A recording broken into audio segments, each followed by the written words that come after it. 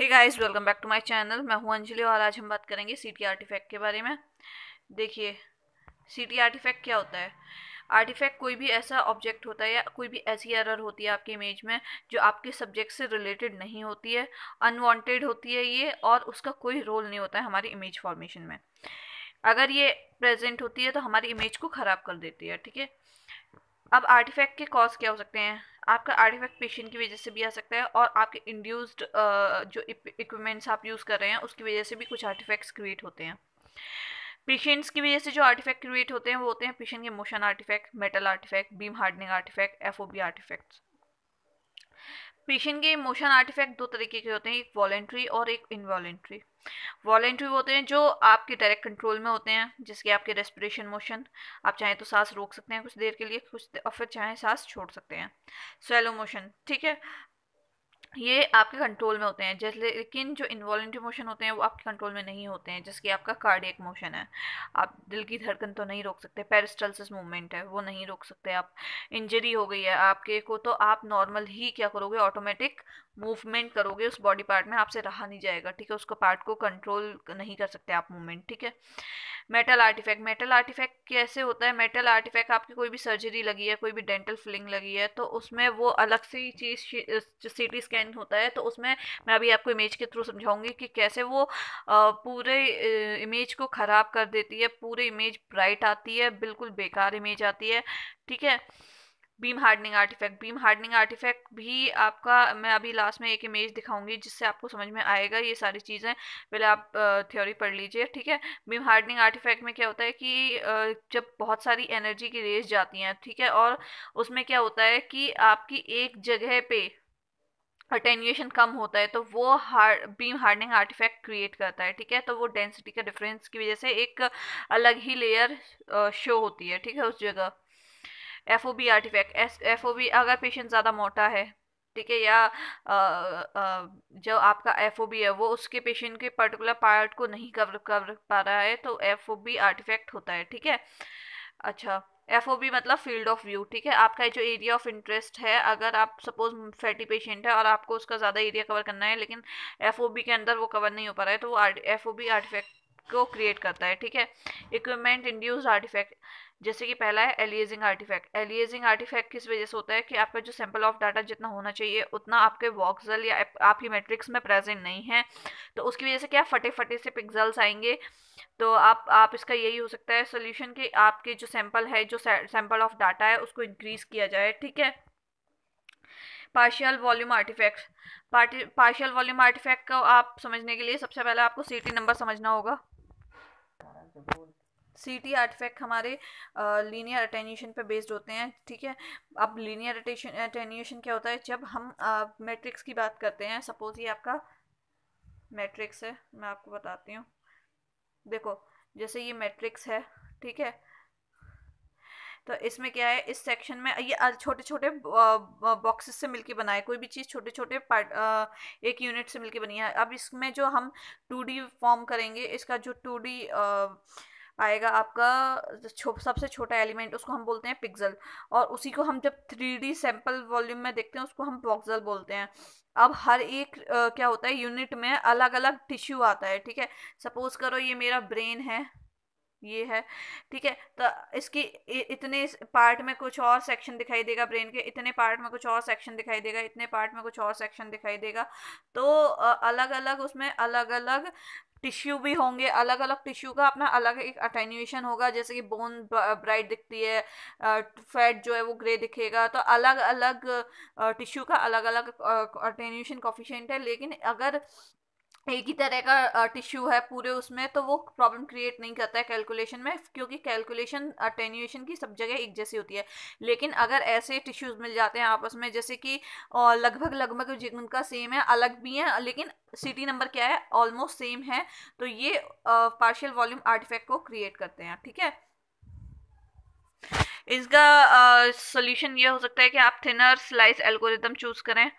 ठीक है, ring artefact आपका जब आप स्लिप रिंग पढ़ेंगे, अभी मैं एक स्लिप रिंग की भी वीडियो बनाऊंगी, तो आप ये याद रखिए उसमें भी जो आर्टिफैक्ट रिड्यूस होता है वो रिंग आर्टिफैक्ट होता है। रिंग आर्टिफैक्ट आपका डिटेक्टर की वजह से होता है, ठीक है। जब आपका डिटेक्टर ट्यूब से कॉलिब्रेट नहीं कर पाता है, मिसकैलिब्रेशन हो जाता है, ठीक है, तब आपका रिंग आर्टिफैक्ट क्रिएट होता है। इसके लिए क्या करना चाहिए आपको, हीटेड पहले से जो डिटेक्टर है थोड़ा उसको प्री हीट और प्री कैलिब्रेट करना चाहिए।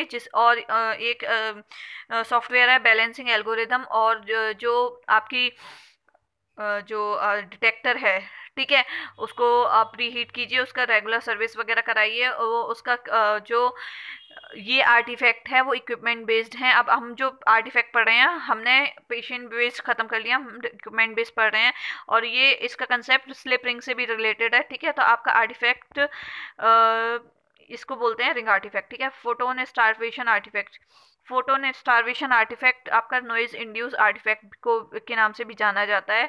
इसमें क्या हो जाता है कि अगर आपकी जो नंबर ऑफ फोटोन्स हैं, ठीक है, वो आपके अकॉर्डिंग नहीं है जैसे इमेज में होनी चाहिए, ठीक है, पेशेंट की पुअर पोजीशनिंग है, या आपने जो फैक्टर सेट कर रखे हैं, इस सबसे मेन रीज़न होता है आपके फैक्टर, एक्सपोजर फैक्टर, आपकी टेक्निक, ठीक है, आपकी स्कैन स्पीड, ये सब चीज़ें आपका फोटो स्टारवेशन को जन्म देती हैं। क्योंकि जब आपकी ये सब चीज़ें प्रॉपर नहीं होंगी तो आपको जो अटेन्यूएशन मिलना चाहिए, जो आपको वैल्यू मिलनी चाहिए, जो आपका एक प्रॉपर इमेज, स्मूथ इमेज आनी चाहिए, वो नहीं आती है। तो उससे क्या होता है, नॉइज इंड्यूस्ड आर्टिफैक्ट क्रिएट होता है। इसको हम फोटो एंड स्टारवेशन आर्टिफैक्ट भी बोलते हैं।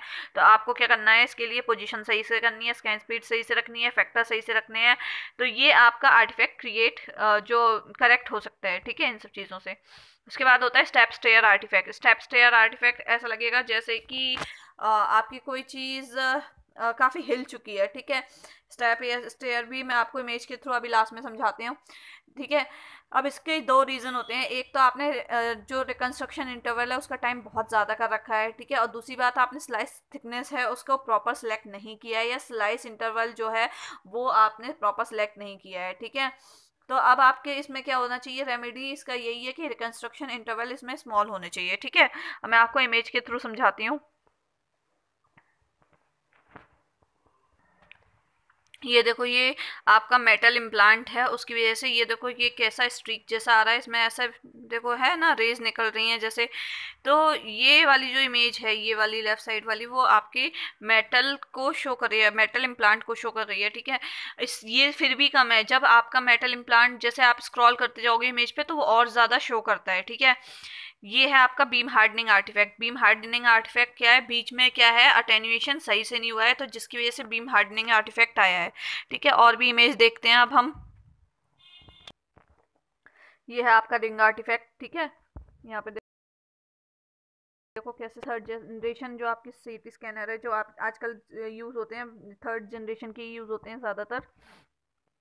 तो उसमें क्या होता है कि रिंग आर्टिफैक्ट आता है। अब इसका आपका मैंने रेमेडी बताई थी, कैलिब्रेशन कीजिए या फिर डिटेक्टर आप रिप्लेस करा दीजिए, ठीक है। ये देखिए, ये इमेज है आपकी स्टेप स्टेयर आर्टिफैक्ट की, ठीक है, यहाँ पे, ठीक। ये देखिए, ये एक डेंटल इम्प्लांट का भी पिक इसमें दिखा रखा है। ये देखिए, जब आप स्क्रीन पे स्क्रॉल करेंगे, अगर आप किसी पेशेंट की स्कल का कर रहे हैं और उसमें डेंटल इम्प्लांट है, तो कुछ इस तरीके की इमेज आएगी, ठीक है। और बाकी बाकी इम्प्लांट्स में भी ऐसे ही जैसे ग्लो करती हुई चीज़, जैसे कहीं से रोशनी निकल रही है, ऐसी ही इमेज आएगी आपकी मेटल आर्टिफैक्ट के केस में। और भी मैं पिक्स दिखाने की कोशिश करती हूँ आपको। उसके बाद देखिए, एक और आर्टिफैक्ट होता है कोन बीम आर्टिफैक्ट, ठीक है। ये किसकी वजह से होता है, इनकम्प्लीट या इनसफिशिएंट प्रोजेक्शन सैंपल की वजह से, ठीक है। जो आपकी जैसे कोन बीम ज्योमेट्री होती है आपकी मल्टी स्लाइस सीटी में, ये आपको स्ट्रीक जैसे दिखाई देगा, ठीक है। और यहाँ पे जैसे देखो, यहाँ पे जो पेरीफेरी इमेज होती है, ठीक है, जो पेरीफेरल साइड पे इमेज होती है उसमें डेंसिटी जो है वो क्या होता है, बदला बदला दिखाई देते हैं, मतलब जो होना चाहिए वो नहीं दिखाई देता है, ठीक है। इसमें रेमेडी बस यही है कि कोन बीम रिकंस्ट्रक्शन एल्गोरिदम इसमें यूज़ करें आप, ठीक है। और ये देखो, यहाँ पे इसमें दिखा रखा है कोन बीम सीटी आर्टिफैक्ट अराउंड अ टेफ्लॉन रॉड। ये जो ये बीच में है, ये ये टेफ्लॉन रॉड की वजह से क्या आ रहा है, इसमें कोन बीम आर्टिफैक्ट आ रहा है। ठीक है, जेब्रा आर्टिफैक्ट, जेब्रा आर्टिफैक्ट में क्या है, इसमें दे रखा है फेंट स्ट्राइप्स में भी apparent in multiplanar and 3 dimensional reformatted image from the helical data. ठीक है, इसमें जेब्रा आर्टिफैक्ट, अब जेब्रा आर्टिफैक्ट आप समझिए कि ये कैसे आ रहा है, जब आप हेलिकल डाटा उठाते हैं आपका मल्टीप्लानर इमेज से या फिर 3D आप रिफॉर्मेट करते हैं उसमें, तो अगर उसमें ऐसे जेब्रा जैसे ये देखिए ये ऐसे कुछ अपीयरेंस आता है तो इसको जेब्रा आर्टिफैक्ट बोलते हैं। ठीक है, और ठीक, और इसके अलावा आपने बाकी सारे आर्टिफैक्ट्स देख लिए हैं।